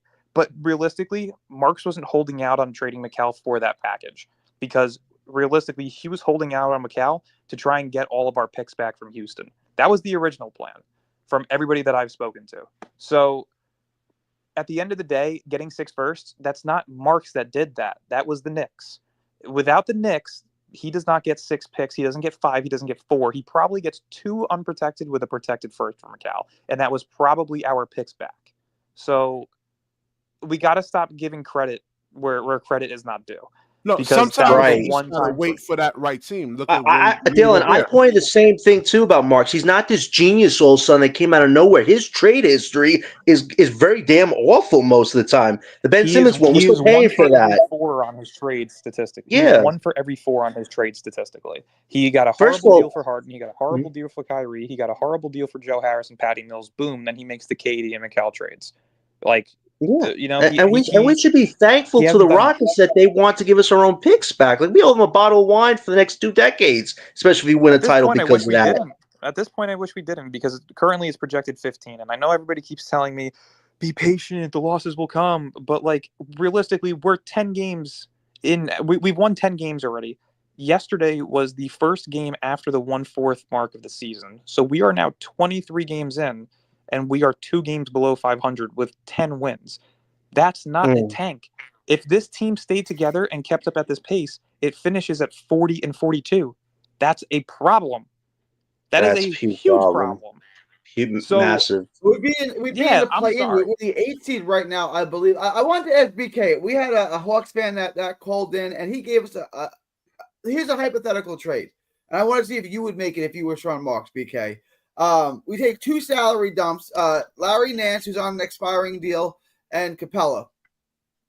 And we get the 2025 Lakers pick and the future pick, like a 2028 pick for Cam Johnson. So 2 salary dumps, one's an expiring deal, one's a buyout option. Would you make that trade? And that's hard. That's hard because we got to get somebody in the draft that can replicate what Cam Johnson can actually do, man. I mean, guys like I'll Cam. give you a name. Can I give you a name? Kobe Bria from Kentucky. Kobe Bria that's funny. from Kentucky is a 6'7" shooter. He's a wing. He comes up screens. You keep saying that Cam Johnson can put the ball on the floor, and I keep saying he did it one time against Joel Embiid. I don't think that. No, that's dunking on Joel Embiid. I'm talking every about. Every time I see him get in the paint and pull up, he misses it every time, or he loses the ball. All right, he's a role player, Gary. You keep comparing him to like a Jason Tatum. He never said that, BK. He never brought Tatum's name. Come on, BK. Come on. You expect so much from him. I mean, he's a role player. Like if he has like out of 10 games, like 4 out of like I say 4 good games out of 10 games, that's good right there for Cam Johnson. He's a role player. But that's why we're saying. Well, you just contradicted yourself. You said we need somebody in the draft that can do what Cam Johnson does. You just say he's a role player. So you contradicted yourself. We don't need a next Cam Johnson. We need a Dylan Harper, Ace Bailey, Cooper Flag franchise altering. There's only one basketball, Jonathan. You can't. We know this, BK, but Johnson's not this superstar all of a sudden. He's done this because he needs to get his value up. I did not say he was. He's a really, really borderline high-end role player, right? Not a high-end role player, not like a Porzingis or anything like that, but I would say a couple of notches below that. Porzingis? We may not even disagree on that too much, BK. So why are you paying him $25 million a year? Because, spacing, man. To be able to spread the floor out. It's very valuable in basketball, man. Go out there and play basketball with a whole bunch of guys that can't shoot. And I'm one of them. I know what I can't shoot, right? Everyone thinks, the white kid on the court, he can shoot. No, I'm a terrible shooter. I've always been a terrible shooter. I understand. No, I'm just saying, you're one guy, but let's say like all 10 guys playing a 5-on-5 or like really like not say horrible shooters, but bad shooters. That could really put that much points up, man. So like him, providing spacing allows like a Dylan Harper or Ace Bailey to operate where it's hard to kind of double team those guys, man. So, Cam Johnson really has a lot of value, man. Then he gives you a little bit of creation, like off the dribble. And I saw him post up. I was like, oh, so Cam Johnson actually posting up a little bit, back to the basket. I was like, okay, using that size and that he actually has and that length. I said, okay, so he's developing. And usually, yeah. I want to just one thing you said, BK. You said draft someone who can replicate Cam Johnson. I want you to look at a senior on Kentucky. He's from New York. He's from Washington Heights. Kobe Bria, 6'7", 6'8", shooter, wing, light-skinned guy. He kind of even looks like Cam Johnson. Go watch him. Tell me that's not Cam Johnson. Let me see. What's his draft stock? BREA. NBA draft net here. And Kobe, what's his name? Kobe with a Y, and then Bria, BREA. All right, let's see here. And to see where he actually is going to get picked at, man, because it's not guaranteed that you can get this guy. You have some. They're saying late first. Late first is what they're saying. He's a shooter. But we also need a big though too, man. Let's say, picks, man. Huh? We got 4 first-round picks. You guys should check out Derek Queen, man. He's a good build to look out for. We're going to go on Derek McQueen tonight. We'll see. This is Bleacher Report. NBA draft night. Where's the other mock draft thing at? Oh, here we go. NBA draft room. I got it. So late first round pick. Yeah. All right. Colby With a Y. Brea, Brea. Let's see here. I always see him up here, man. And we got to see what Colby. Oh, Derek Queen is at number 19. Okay. Nah, they don't have him up here even on the draft. You don't have him in the first round? You have him as the second? Nope. Yep. My second round. That's not good. That means Who? let me check the second round. Because that means Wait, who there are we must be talking some about? Kobe serious Bryant flaws. on Kentucky. Oh yeah, I don't even know who that is. Cam Johnson's replacement. Yeah. You don't know who that is? Cam Johnson's replacement. Shooter. 6'7", realistically, 6'8", the only guys- Well, you that gotta can listen. shoot. It took Cam Johnson like years to actually get to where he's actually at right now. I always say this, right? These players don't really start putting it together until they're like 27, 28 years old. So we don't know the impact that I saw his name here. I saw that name. I'm gonna put the scouting man. report in the chat. Hang on. There's his All right, scouting because report. he's not even on the top. He's not even on the top. Top 28, top 29 over here. That's wild. Top 30. 6'7", 6'8" Then, shooter. what's his He can play weight? multiple positions. How much Ooh, that's a does he good weigh? question. I never thought people would be this torn over Cam Johnson, man. I'll be honest with you. I'm surprised how many people actually want to keep him Joe, versus want to any trade him. kind I'm of like, shooter, wow. man. You need shooting. You need spacing in basketball, man. Yeah, but he's your 6'7", best trade 215. asset, Yeah, though, we have BK. Jalen Wilson, we have Noah Clowney. But Noah Clowney can't do what Cam Johnson can do. You know, not offensively. But Clowney's got way Johnson was better never able to do defensive this for the potential than Steelers Johnson has, that- BK. Come on. Yeah, well, listen. I was gonna say Cam Johnson never did this in his career. Yeah, he's only doing it now at 28. He's doing it on a dog shit all team. the time. 27, He's doing 28 it on a- years old is the magic number for a lot of these players, man. It really is. BK, you're realistically telling me that you think that this guy can consistently be a 20-point per game scorer as the third option on a No, you contender? don't need him to do that. Come on. I don't need him to do what he's doing now. I just need him to provide some spacing, right? That's all I even need him I know, to do. but I need him to do that somewhere else because it's not going to work. Yeah. If we want to actually build. If we want to How build many picks do you anything, guys actually want, though, man? You can't develop Two, at I least. want three. No, I I'm want saying in three. general. I want three. I want a top 5 pick. I want another pick that's in the top 20, and I want 2 picks that are outside the top 20 that you can package up to potentially move up. That's it. I'm fine with Get 2 rid of the picks at seconds. I this don't give a point. shit. I'm Would fine you with 2 want picks. to Either pick that- twice either that or- and package the other 2 for a player? Because that's what I would do. I would draft twice and then package the other 2 for a young player if you could. See, I'd actually package it to. I would take the top 5 pick, the top 20 pick, and then I'd package up the 2 later firsts for a 2026 first, and then move back one of those picks in the second round for future seconds. So I would draft 2 guys in the first round, 1 in the second. So you would take, like, let's just say it's the next pick is 25 and the other pick is 29 or 28. Let's say 25 and 28. Yeah. You would say take 25 and 28. I'll give you both picks this year and trade them to a fringe playoff team, for their 2026 pick. Yeah. That's not a bad idea, Dylan. I don't think they get 2 picks next year. I don't hate that. I really don't give cool out with bad ideas. People just think I'm crazy. Nah, Dylan, you're pretty good. I don't know, man. man. I mean, that's a bad pick that you actually had there because he's a small. What was his weight again? You said Who? 6'7", 215. Oh, we're talking about this Kentucky guy that I don't know. Yeah, about. 6'7", 215. so. He must have a lot of serious flaws then if he's not even on the draft board here, man. He's a small forward, right? Yeah, They- 3. You know who's he's a good forward to look into? This guy named Carter Bryant. He's 225 pounds. He's got raw skill sets. He's got physicality. He's got defense. He's got athleticism. He just doesn't have an offensive game, but he's 225 pounds. He's somebody potentially, if the Nets miss out on a Cooper or Ace, could be a nice steal maybe for the Nets in the draft. I'm not sure where he's going to line up, but Carter Bryant's definitely somebody to check your draft stock with. He's late first round projected right now. Man, there's a lot of competition in the draft, man. Damn, it's a lot of small forwards. Would you be open to him, Dylan, if we missed out on Cooper Ace? I mean, this guy's 225 pounds. He's already in game shape, kind of, before he even hits the court. It does not matter. It does not matter to me who you get. If you miss out on one of either Flag, Ace, Harper, or Igor Demen, this draft class was a failure for you. I'm just being straightforward. If you don't get one of those hold on. this was an We can't absolute say that failure. definitively now. What if we get I Trey promise Johnson? it's a failure. Is Trey Johnson a miss? Well, you got Cam Thomas. It's a miss for the system that we play in. Yes, that is a huge miss for us. The only consolation prizes I'd even be happy about, but you'd have to have two of these guys if you were to do it. You'd have to get two of either Nolan Traore, Kaman Malouch, Derek Queen, Boogie Flan. And one, like 2 out of those 4 guys you'd have to get if you want me to even think that there's a chance that this draft class for us was solid. Because if you miss out on those 4 guys that I mentioned in the top 4, to me it's a failure. So you have to make up for it by getting 2 guys that are lottery guys. What if we get Kobe Bria?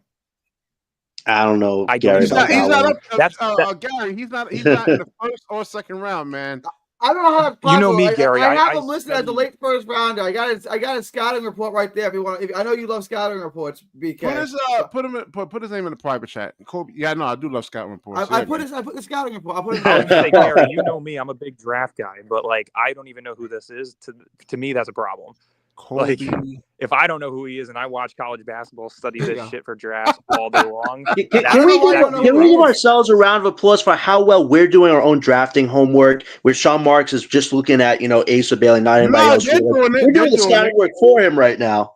But Marks, Sean Marks is also going to look at character first over like talent. Oh my God, BK! If he cared about character, Ben Simmons would be on his team right now. No, BK. If he cared about character, Ben Simmons wouldn't be on his team. Okay, if he really cared about character, he doesn't know what character is. Gotta call that out right now. Ben Simmons is not a locker room cancer or anything like that, man. He's an injury cancer, but not a locker room cancer. Really, BK. Wait till the documentary's made. Wait till the documentary's made about him. We'll revisit this like 10, 20 years down the line. Oh, man, nobody's perfect, man. All right, Cam. What's it? Okay, that's not. I don't see why this guy's not Cam Johnson. I'm not saying Cam Johnson is good, but they have him at 57 on their draft board. Cameron Drummond has him at number 57. That's not most of those second round picks, man. They don't really make it. They don't really have that much impact, man. All right, but every once in a while, one does. I wouldn't say that for this year. Got you there. Dylan got you there, BK. Hold on. I'm gonna do the research, though. Trust me, I'm gonna do the research, and we're gonna do the comparables. Kobe, but okay. I'm looking at second round picks right now. Jalil Bethea is projected to drop to the second round now. He was a previous lottery pick. Carter Bryant expected to potentially go second round. Alex Caravan, Donnie Freeman, Ding Pate, Nick Clifford, the guard out of Colorado State, Isaiah Evans, Tyrese Proctor, Zavonimir Ivisic, Kwame Evans was projected like an early 20s first round pick earlier in the year. So, same with Darian Reed. Hunter Salas, the senior guard out of Wake Forest. I mean, that was 10 names that I just mentioned to you in the second round. Like this class is loaded. All right. We're gonna do the comparisons. They're not gonna be able to play. I mean, they're gonna have to be better than a lot of guys on the current rosters already. He's been 4 years in college though. You know who else was a 5th-year senior, BK? Gary. Cam Johnson was a 5th-year senior. Ooh, I'm just Gary with the false comparisons. If he can knock down shots, yeah, why not? I mean, he's a shooter. But you gotta have to keep Cam Johnson around to see if he can actually cut it at the NBA level, man. That's the thing. You know, there's one guy we haven't really talked a lot about, Dink Pate. Like a Bane phase. Well, let Dylan and I kick it for a second, man. What don't you like? I gotta run to the bathroom. You guys get ahead. I gotta run to the bathroom. What don't you like about Cam Johnson, man? As a player or just as everything? Or? What's that Kendrick song? I hate the way that he walks. I hate the way that he talks. I don't like him. I want him off my team. I don't like how we're keeping veterans. No. Realistically, I'll give you the realistic answer. The reason why I don't like these vets is because the entire point of this season was for player development. I would be perfectly fine if Cam Thomas, Noah Clowney, and Jalen Wilson were the guys winning these games for us. But down the stretch in these close games where we've gotten majority of our wins has been Cam Johnson, Dennis Schroeder, and DFS winning the games. And that I don't respect because we have role players on this team who should not be here when they should have been moved in the offseason. Schroeder, I understand that he was probably supposed to be here. But CJ and DFS were guys that were projected to be traded before the season began, and they weren't because Sean Marks is a greedy fuck who doesn't know how to sell guys for a value that he doesn't. They didn't really have great seasons last. They didn't have great, like, productive play last season. I mean, they were horrible, both of those guys. BK, Doe was worth 2 firsts last year. What do you mean? There were people willing to give up 2 firsts for Doe last year. It Now it's down to 2 last year. seconds. DFS was worth 2 firsts a year and a half ago during the off Year and a season half when ago. we Year and a half first had ago. gotten him. Well, he should have took that and ran. You know, I think Sean Marks kind of wanted to make the playoffs. I mean, they were only 5 games out of the play-in tournament. You know, a lot of things can actually happen, injuries. But that's been his problem throughout his career is he doesn't sell guys when they're needed to be sold. Like realistically, Joe Harris after the 2021 playoff shit show that he caused, he should have been traded. He still had decent value. And instead, he ended up having to attach second-round picks to move off of him. Same thing for Patty Mills. You probably could have gotten something half decent. It wouldn't have been anything like of a major upgrade. But I mean, shit, if you can trade a 5'11" guy for something a little bit better, if not at the same caliber, just taller, better defender, whatever it may have been, that still would have been an upgrade. Yeah, but instead we traded him by attaching multiple second-round picks. So it's like, he waits too long. CJ and Schroeder are at their highest values ever. DFS is too old to raise his value. He's going to stay consistent. It's going to be multiple seconds. So he just has to get it over with. There's just no reason to continue. But so there's some value actually having veterans, right? You look at Houston, they were like a shit show before they started getting veterans in there. They started turning their season around there when they actually started getting veterans in there. So you can't just go with total young guys. Now you need some sort of veterans in there. Yeah, but you can simply have why can't we have Nick Claxton be our veteran? Oh gosh, Boyan Bogdanovic no. Oh gosh, you don't need veterans. People want veterans. That's the difference. You don't need veterans. Realistically, SGA went to OKC without veterans until Chris Paul got there, and he still was able to progress perfectly fine. So, if you want to see your young players succeed and take leads, all right. They need to be the people on the floor. Somebody you can actually learn from, like Claxton. I mean, he hasn't done anything in terms of like basketball development, right? I mean, you want guys, and he's never going to. Yeah, I agree. So he's never going to if he doesn't have the opportunities to do so. It's been 6 years. I mean, you work on your game. But my point is he was behind KD, Kyrie, and all of them. He's still working on the game. What's it called? But he was at his best when he was there. Let me jump in real quick because, look, SGA went, but there wasn't no veteran. Steven Adams was there. That's a veteran. Gallinari was there. There wasn't no veterans. You can't have 15 guys who are all 20. Steven Adams, wasn't he around the same age as Claxton? No, wasn't Steven Adams at the time like 26, 27 when he was in OKC? Because wasn't he in New Orleans once SGA got there? When I say veterans, I'm talking about guys 30, 31, 32, not in the mid-20s. Because they're still learning the game. You don't need guys that old. I mean, you just need guys who have been around. He was 26 at that time. Good job, Dylan. Yeah. Okay. BK, if you want a vet, we could trade Johnson for Kenrich Williams right now. That's a good vet we could get on this team right now. No impact on the game, but he could help mentor the young guys. Kenrich Williams is from Texas. I like him. I root for him. That's not really an NBA player. Like, what does he do? That's the point of rebuilding. You don't want a guy that's going to be a factor like a Cam Johnson. It seems like I'll take Williams. I'll take Kenrich Williams. Hold on. Detroit's in the play-in right now. This rebuild Detroit's does in the not have play-in to right take now. 10 They drafted years. somebody with the number 1. BK, it's not going to take 10 years. We have the most picks in the Eastern Conference. Let me say this again, people who have short-term memory. We have the most draft capital in the East. We are going to be fine. We're better than what we were supposed to be. What do you mean we don't know that? No, we do know that because if you draft one of those 4 guys that I mentioned in the top 4, you're then able to trade for a star. And right there, you formed a big 3 between Cam Thomas, that star, and the guy that you draft. Trade for a star. It's that quick. Take Dylan Harper and trade him for a star? No. I'm saying I'm saying you package up Nick Claxton with Derek Whitehead and a salary filler plus 6 firsts for a guy like Giannis. That's something that has potential. There's other people out there. Say you draft Ace or Cooper Flag, then you could go after a guy like De'Aaron Fox, who, again, similar package. Getting those guys, Dylan, is actually great, right? It doesn't make any sense bringing those guys here, and they're not going to be able to compete with Boston. Basketball is a team sport. You need a squad, man. You look at Boston right now. How are we going to match up to them? But you just said it. Do it by himself. Yeah, but you just answered your own question. if we are not going to be able to compete with Boston for at least 3 years, why would we not want to draft top talent in the next 2 years? So this way they're fully developed by the time Boston is coming down from their dynasty. Right. Yeah, It's not going to last forever, the dynasty. I would love Giannis. I mean, I said when we first got our picks that it was probably going to take till 27. I said when we first got our picks, it was probably going to take until 2027 for us to be able to contend if we actually commit to the rebuild. The problem is we're not committing to the rebuild. And we all know that Sean Marks has seen this exact situation that's playing out in front of him. A team that's not that good, that's well coached, somehow makes the play-in/playoffs, and then trades or signs 2 stars with the open cap space that he has, aka Kevin Durant and Kyrie Irving.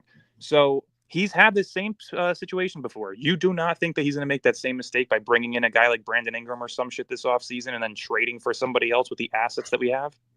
Let's talk about. I want to raise this question. I want to do the Zion thing real quick because I'm not as against this as everyone else is. You're against this, right? For the You're right against Zion? price, I'm not against it. Well, All right, now for if the you're right gonna price, make- I'm not all against right, so, now if you're gonna make Zion like the primary focal point of your offense, as nope. But yeah, if you want to get him on here and he's like a high end role player, yes. Zion Williamson is one of the most dominant players in the NBA when he's healthy, and you want him to be the primary. I told you 25 years ago, Gary. Yes, not in today's NBA, man. His role player. He's 24. Hilarious. He's not even 25 yet. You make it sound like he's old. The He's way the these same guys age as shoot Cam threes, Johnson. man. I came up with a trade proposal a while back for Zion. I'm going to scroll through the recently deleted to try and find it real quickly, but it was a deal that we got him for only 2 firsts, Nick Claxton and somebody else. I forgot who it was. I want to say it was Dariq Whitehead. Hold on. Let me find it real quick. I think I heard you on Breezy's show with the same, and I like that deal, man. So that's what I'm saying, though. Like, there's a price where I'm okay with it. You know what I mean? Yeah, like, exactly. If you're giving up 3-4 first, then fuck now. But if you can get a guy who is a former number 1 pick, who is more healthy throughout his career than Ben Simmons has been the last 4 years, who has played better throughout his career than Ben Simmons has the past 4 years, and actually in his entire career, then yeah, there's a price for it. You know what I mean? Fuck it. I'll just remake the trade because I can't find it. The problem with Zion is, like I said, his weight, right? And today's NBA, where the floor is spaced, right, and they can actually target him, so they can switch a Ja Morant onto him. And listen, you're expected to actually guard Ja Morant. They don't want to hear, oh, well, I'm 290 pounds and he's 6'3", 195. You better play defense, man. Have you seen him play? He's the fastest guy on the court. He's a garbage truck that moves like a Maserati. He's the fastest guy on the court. Yeah, you play organized basketball, right? No easy layups, right? Okay, understood. Like Zion Williamson, once he gets the ball, that's it. You can't guard him. It's a wrap. Like, it's done. You can't guard him. I agree. All right, here was the trade. On the other end, right? On the other end, he has to play defense.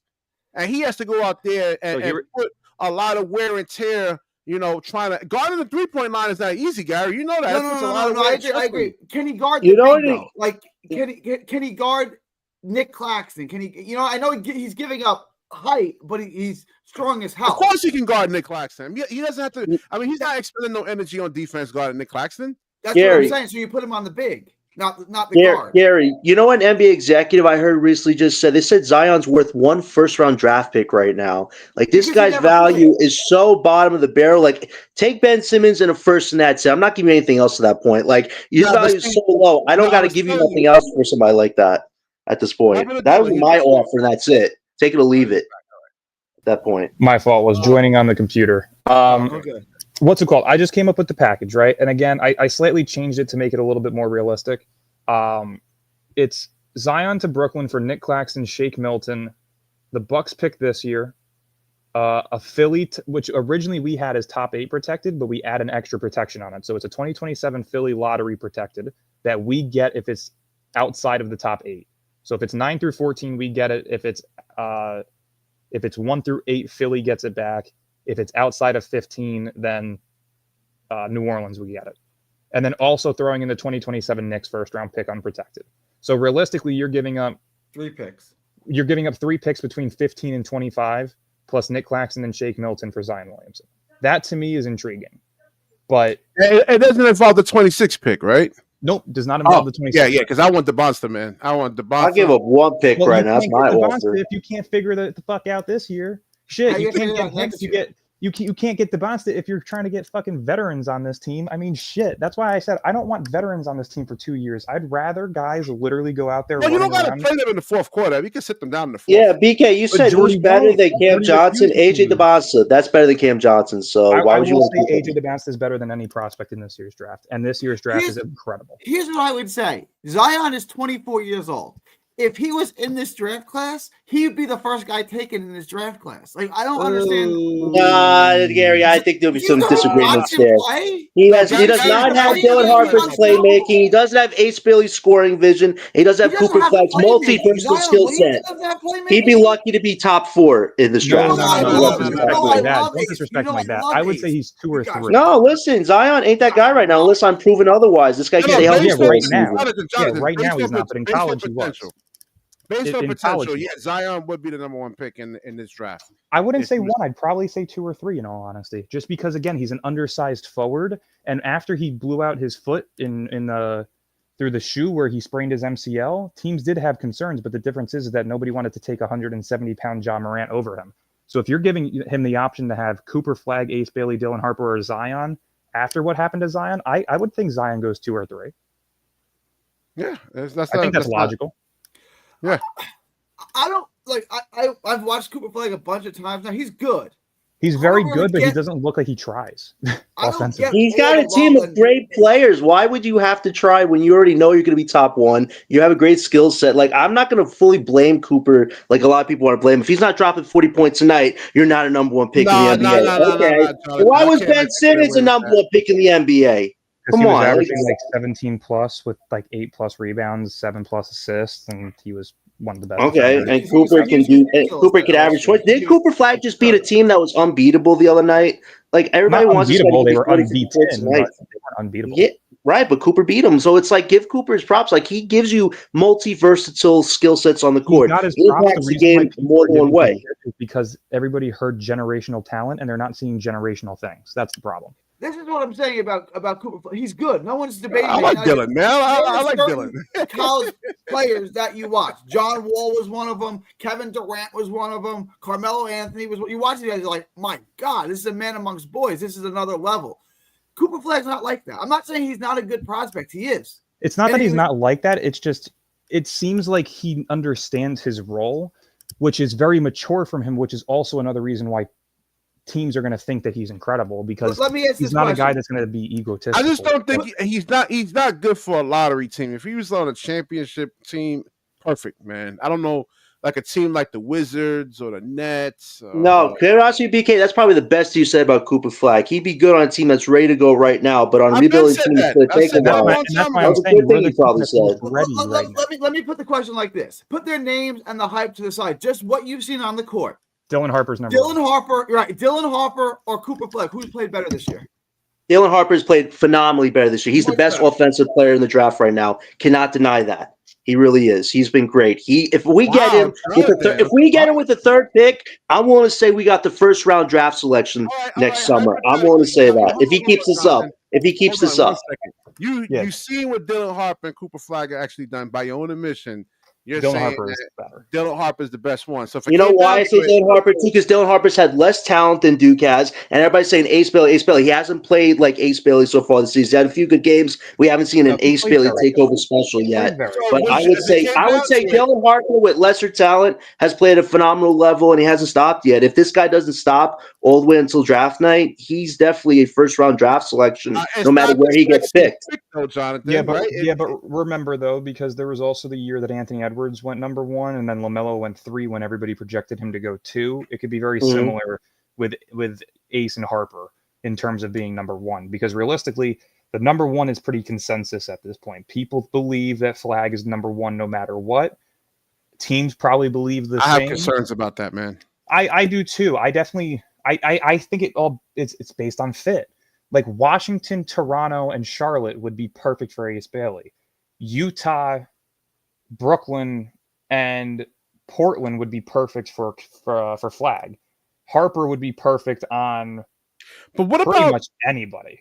Yeah, what about What about like if the Nets really kind of draft Cooper Flag and then start building like a team around him? You get the Well, that's what 25. I'm saying. Realistically, if you land a top 4 pick this year, you can build a team around them immediately. You have 70+ million in cap space with an insane amount of draft capital. Well, 25. You could Yeah, sign 2 or 3 high caliber role players in the offseason, plus trade for a star to pair along one of those top 4 picks plus Cam Thomas. So it's like you could build the contending team. It's just going to take a year for them to fully mesh together. So by 2027 is when you would be in position to begin making playoff pushes again. That's why I'm saying this season is the most important in terms of what direction you have to take. But the problem is that we know the directions. And the only thing is that Sean Marks doesn't understand that he doesn't always have to trade or sign a star because he has money. Like, that's the 25 NBA free agency is garbage right now, man. It's garbage, but it's also a gold mine for solid role players. That's the thing. If you want to build the foundations to your team, this is the offseason to do it. And because not a lot of teams have cap space, we're going to be in prime position to bring some of these guys in.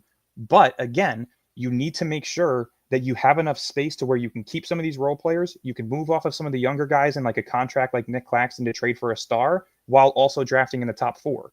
Like if you can do Dylan, you're going to get a lot of people very angry about that, about trading Claxton, man. There's a lot of Clax fans. Listen, we're ready to move off of Claxton. But it's time. I love Clax, but he's not getting any better. I asked John this question. I'll let you guys. Not Claxton. Sharp is a restricted free agent at the end of the year. How much do you think he makes? About $10 million next year? What do you think his contract is worth per year? I don't see him getting anything over 8.5.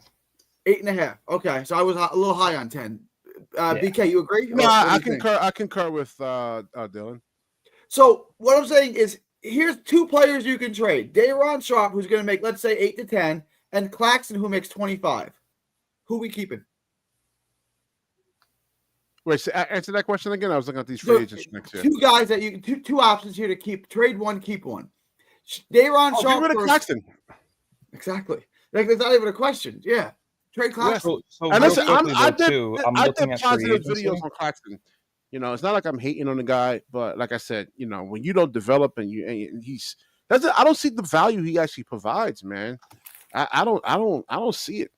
Well, okay, let me answer that question for you, BK, because like I don't think he's trash. I don't think he's garbage. I just think he's overpaid. I don't think he's trash. I don't think he's a bad player. I don't think Claxton's bad. I agree. I think he has value. I think he's $20 million on the dot would have been fine. In today's game, being able to switch, being able to defend the pick and roll is one of the most important skill sets you can have. He has that. So he's going to have trade value. Unfortunately for us, that's really the only thing he can do besides lob. And how many times a game are you really going to lob? Like John was talking to the Hawks fan saying he could average 15 points a game. He can't average 15 points a game in the G League because he has no offensive game. How's he going to get those points? He's not going to get them at the line. He's not going to get 8 lobs a game. He's not going to – he's got no offense. It depends on the level of talent because a lot of guys look good in the G League. Well, remember when I mentioned, Gary, in the beginning of the show with the Hawks, I said Trae Young would be a great piece to unlock Claxton. Claxton needs an all-star point guard with him to unlock half of his offense because he can't do it by himself. I look at him at the Lakers. I'm going to keep saying it until it doesn't happen. Like, they need defense right now. They lost again. They got smoked by the Miami Heat last night. Can I paint the car salesman? You're doing a great job, but you're the car salesman right now trying to sell his benefits. There's a reason why you want to trade him, and it's because he has no offensive game. And he's undersized. Right, but you look at a team like the Lakers, who they have some picks. They want to save it for a star. I get that, but their main priority, they need a defensive player on that team. They got Anthony Davis, and whoever said Anthony Davis could carry a whole team on defense, that looks gassed already. And the season's only 23 games old. Like, they need another guy on that court for the center depth. And Claxton fixed that. Claxton fixed that. Can I paint a picture for you guys real quick? Mm-hmm. Let me paint a picture. This is the perfect scenario, right? Let me put on my professional salesman voice. You draft Dylan Harper, right? You draft Dylan Harper. You take whoever else you want with the other picks. Doesn't matter, right? Actually, no. Let me not say it doesn't matter. You draft Dylan Harper, and hopefully you draft Derek Queen. All right, let's say that. So you get your future point guard who has star potential. You have your replacement for Claxton. You got your piece. You then trade the package that I mentioned, Claxton, Shake Milton, and whoever is picked with 2 of those later firsts. You package them in that deal as well. So you're getting Nick Claxton, Shake Milton, plus 2 rookies and 2 first-round picks for Zion Williamson. You now have Dylan Harper, Cam Thomas, Zion Williamson. I'm looking at unrestricted free agents this year, and if you were to make that move, you would actually considerably still be at the same amount of cap space we have now. So let's just say realistically $50 million you have in cap salary. You need a starting big man that can stretch the floor out for Zion. Miles Turner is right there unrestricted. You have Malcolm Brogdon, Bruce Brown, Lonzo Ball, Karis LeVert, Luke Kennard. You could bring back Dennis Schroeder. Steven Adams is a free agent. Marvin Bagley. Who else is on here? Kevon Looney, Malik Beasley, Jayshawn Tate. I mean, this is role player galore. I like a lot. Jayshawn Tate's a player I like a lot. This is role player galore. So, like, say that you can draft Harper, trade for Zion, keep Cam Thomas, and bring in Miles Turner. That, to me, is like a 5 through 6 seed so far in the East, and you still get to keep a ton of your assets. Now, so, like, the 26, that's interesting. The 26 free agency is even better in terms of it's even better. So we'd be taking ourselves out of the situation to go for DeBonsta in that case. But I'm okay with that if you land Harper.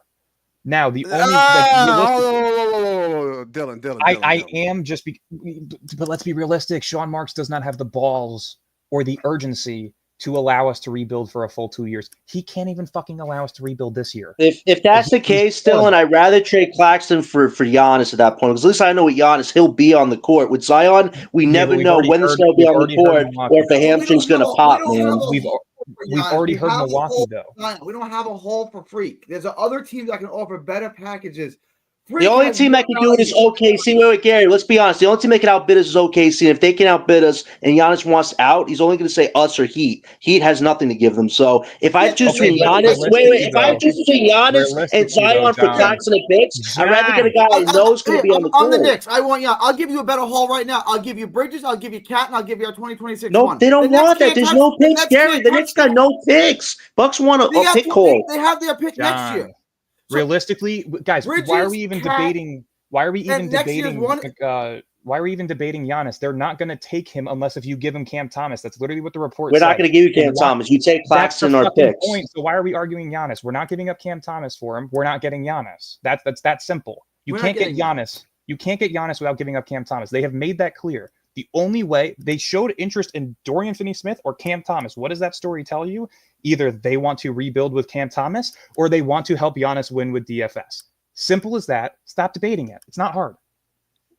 I just feel like we're giving up a lot for Zion right now. No, what are we talking about? I'm giving my honest take on it. But you at war with facts sometimes, man. You get your emotions. Well, no, John is like the car salesman who's selling all the benefits. What he's saying is true, right? But like you're not looking at like that car's missing an engine and has 200,000 miles on it. But you know, like when John is selling Claxton to the Hawks fan, everything he's saying is correct. He's just not looking. Why do you want to trade him so much, John? Let me ask Jonathan and Dylan something. Is Cam Thomas replaceable in future drafts? Yes. Can you get like the 2026 class? Darren Peterson is going to be a better player than Cam Thomas. He is a 6'5", 6'6" version of Cam Thomas. Dylan, man, I'm telling you, you're gonna have people unsubscribe from your channel saying crazy stuff like that. Darren Peterson is a more athletic, better defensive, taller version of Cam Thomas. I've watched this kid now for 3 years. He is incredible. He's incredible. Yeah, Star Traffic is always telling me about him when he comes. Listen, if you want to take a risk on Zion, okay, but at the end of the day, I wish this guy was a little bit healthy, man, before I give Claxton extra picks. Like some executives don't even want to give more than a pick away from Zion. We're giving 3 picks. I want to get Dylan's perspective on something real quick. So how high are you on Cam Thomas in terms of a building block? I've said this numerous times. He's a second option scorer. He's a third option in terms of impact. He reminds me of a Bradley Beal type of player where it's like incredible scorer, but he's going to cause you some issues with the other parts of his game, which is going to drop him in terms of impact. So like Brandon Ingram, Zach LaVine, and Bradley Beal. That's what I compare him to in terms of impact.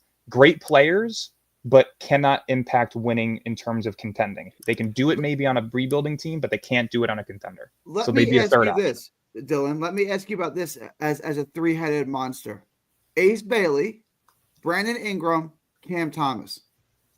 That means you have to sign Brandon Ingram, but that also means that you may want to sign and trade for him to move Claxton to free up more cap space to add better pieces around them. Right. But again, Claxton is gone in this scenario. I think Brandon Ingram takes away from Ace Bailey's development, though, because Ingram can't play the 4, and why put Ace at the 4 when he's too small in weight to play the 4? You can figure that out. That's a good point, Dylan. That's a good point, though. You can figure that. The position you with Ingram and Ace, you're playing positionless basketball. I mean, one's going to be listed as the 3 and one's going to be listed at the 4, but you're playing positionless basketball because Ace Bailey can handle the ball. You're going to have Ace Bailey bring the ball up the court at times, right? So, I mean, it doesn't really matter what position you list him as.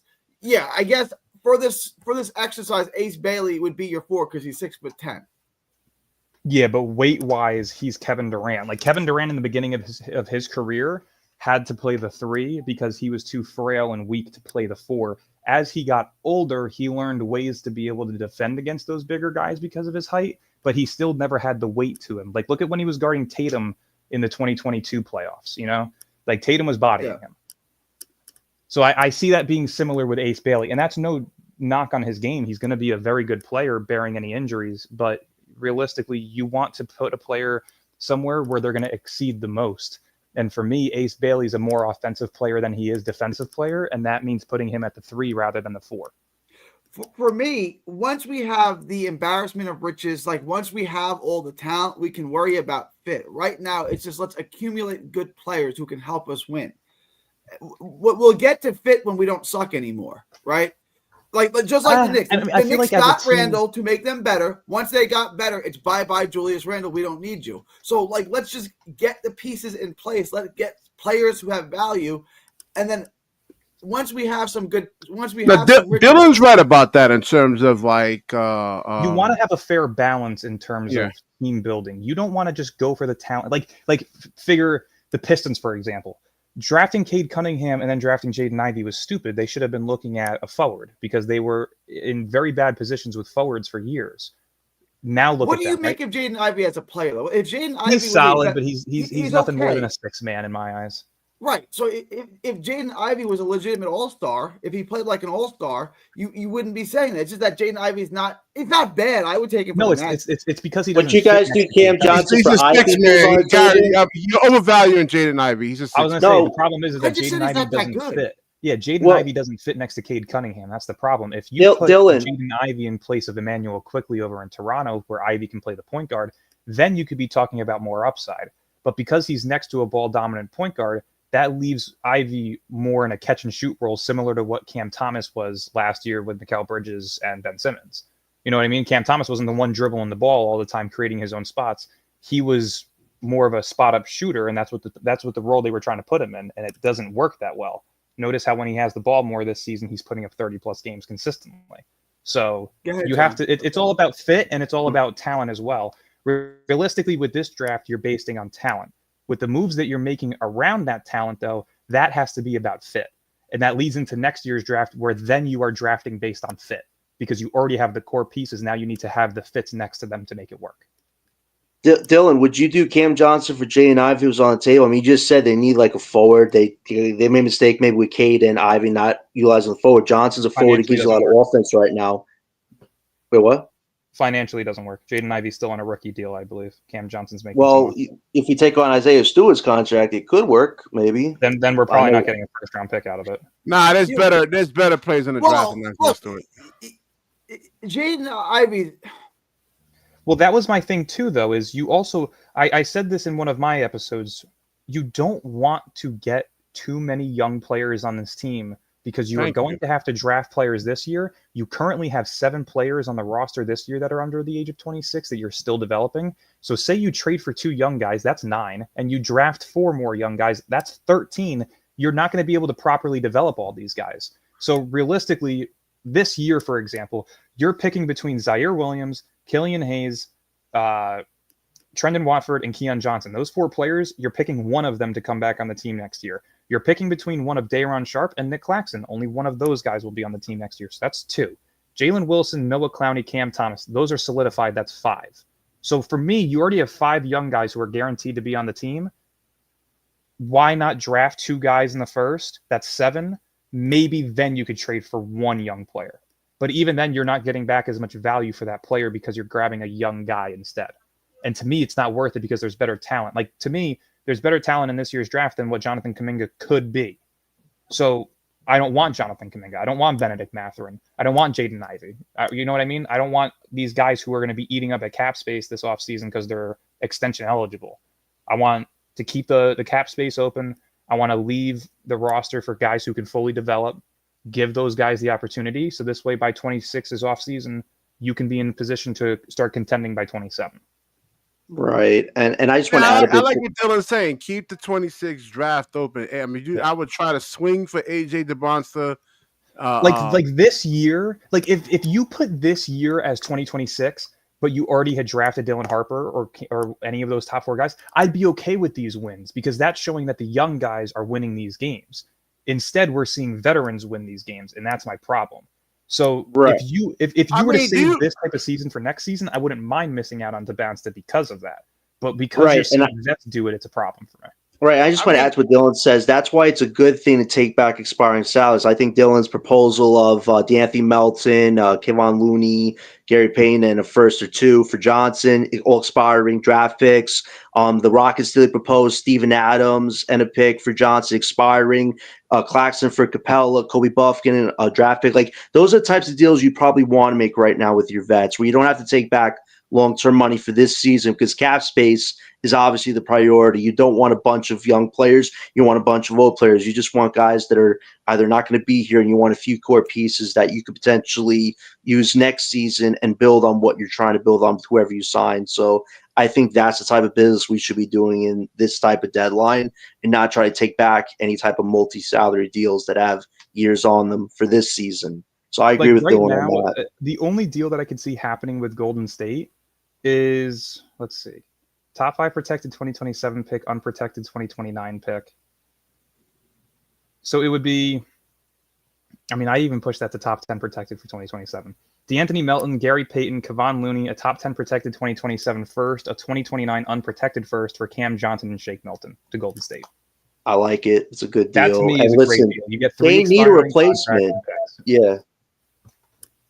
All right, guys, I gotta wrap this up. I gotta wrap this up. I appreciate y'all coming on, BK, and BK and Dylan. Tell me where they can find you. Tell me about your podcast. Oh yeah, BK and White Hoops, and we just do a lot of Brooklyn Nets news and player analysis, and BK and White Hoops. That's a channel right there, man. Awesome. Yeah, no, you can find me at Nets Press on Instagram.